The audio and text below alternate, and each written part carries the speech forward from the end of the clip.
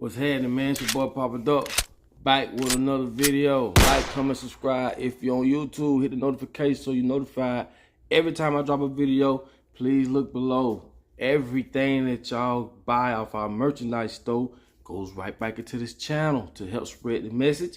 And we need all the help we can get. Now listen, very important, I got a video for y'all. I'm finna show y'all just how one man changed the perception of society, and he did it through different brands.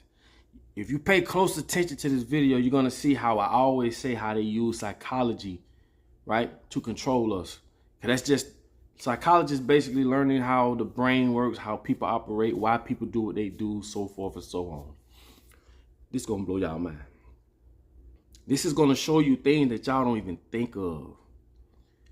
If you grasp this video, you're gonna understand just why stuff go the way it goes and how people are controlled. Same as with the chicken sandwich. You remember how everybody was lined up to go get this chicken sandwich? Social engineering. If you pay close attention to this, this will answer all your questions. All your questions. Even you ones that got people that come to y'all, like your cousins, your girlfriend, boyfriend, husband, whoever, that come to y'all and try to wake y'all up. Y'all pay attention to this. This is going to show you just how they was on point and how they was trying to help you wake the hell up. Please, no further ado, pay attention to this video. And if you have to, rewind it. But most importantly, pay attention. Check this out. It should generate a society that values our most important ideals. But there is a major flaw that's been exploited. The man who found out how to exploit this weakness was Edward Bernays. He is considered the father of public relations and one of the major contributors to the field of marketing. Bernays believed that people were inherently stupid, that they could be easily persuaded not by rational thought, but by appealing to their emotions. If people are evil, stupid, irrational, and if they are ruled by a mob-like mentality, then, as Bernays reasoned, they must be controlled. Democracy must be shaped, or at least prevented from functioning fully. To do this, Bernays went to the teaching of his uncle, Sigmund Freud. Freud believed that people were influenced by unconscious desires. With this knowledge, Bernays concluded that you couldn't influence the public by appealing to rational thought, but instead, their irrational emotions. In the 1920s, one of Edward Bernays' first clients was the American Tobacco Corporation. At the time, there was a taboo against women smoking in public. The president of the American Tobacco Corporation, George Hill, complained to Bernays that his company was losing half of its potential market. Bernays hired psychologists to figure out why. The conclusion was that cigarettes were a form of male sexual power, but that women could undermine this power by smoking themselves. It was a form of women's rights. In one of his first experiments, Bernays was able to convince a group of rich debutantes to pull out their cigarettes during the Easter parade in New York City. Bernays informed the newspaper that he heard that these women were going to be protesting. He knew the media would show up, and when they did, Bernays gave the women the signal to light up in front of the cameras with banners reading, "Torches of Freedom." The next day, the event was covered not just in the New York papers, but around the world. The experiment was a success. Edward Bernays had broken the taboo in just one event. Soon, it became a powerful symbol for women to smoke. Just by smoking, women were sending a message that they were equal to men, that they were just as powerful and independent. But the reality is, smoking cigarettes doesn't make you powerful.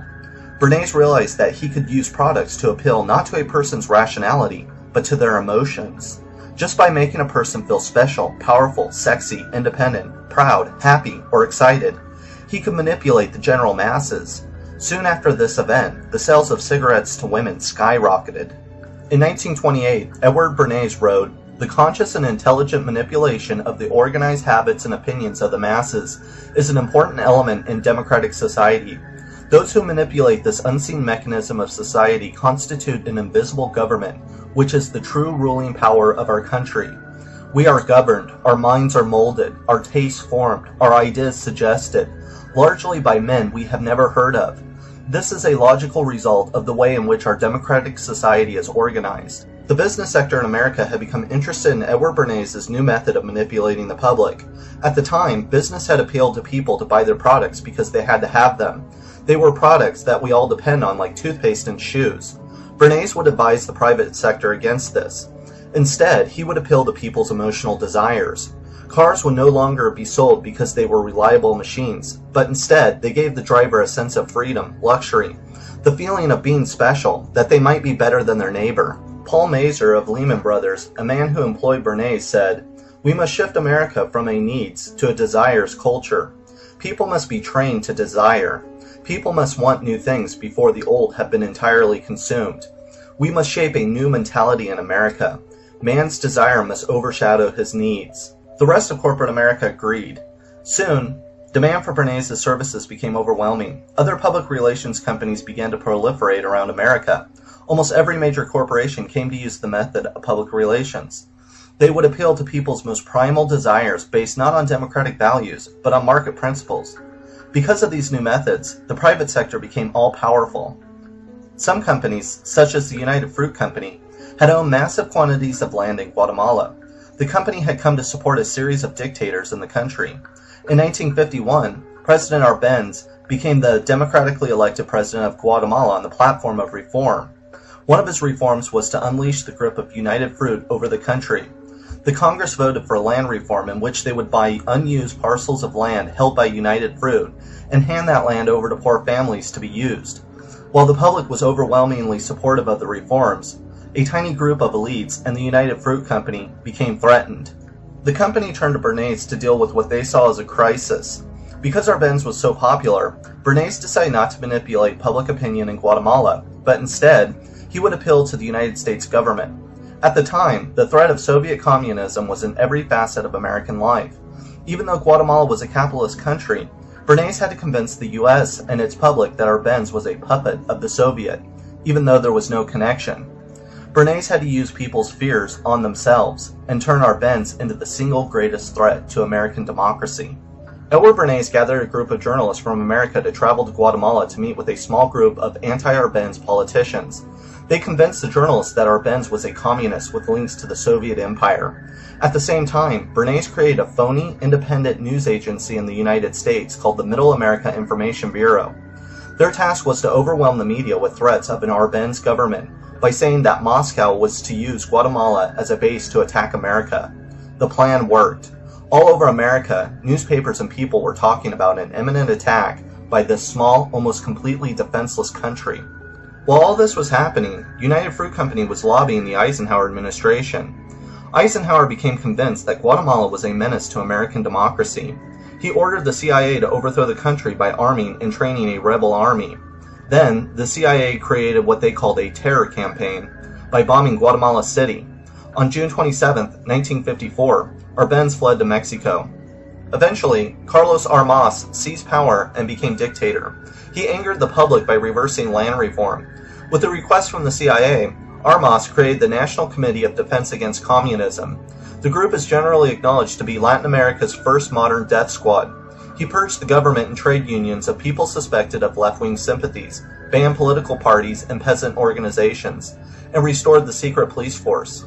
All of this eventually led to the Guatemalan Civil War, in which 200,000 civilians were killed, most of them murdered by the US-supported government and death squads. While the name Edward Bernays is unknown to most Americans, he's had a major impact on our lives.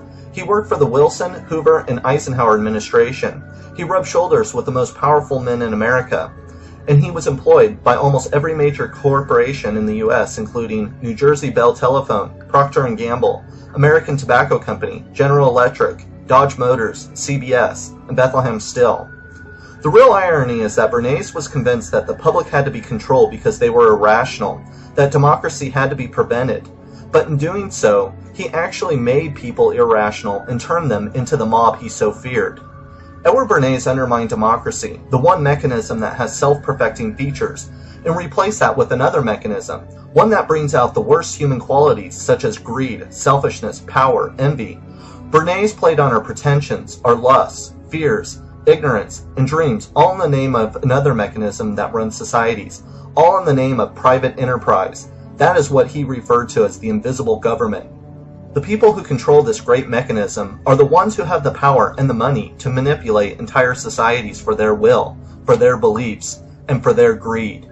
They have capitalized on our most primal and fear-based emotions and exploited them, turning citizens into truly irrational beings.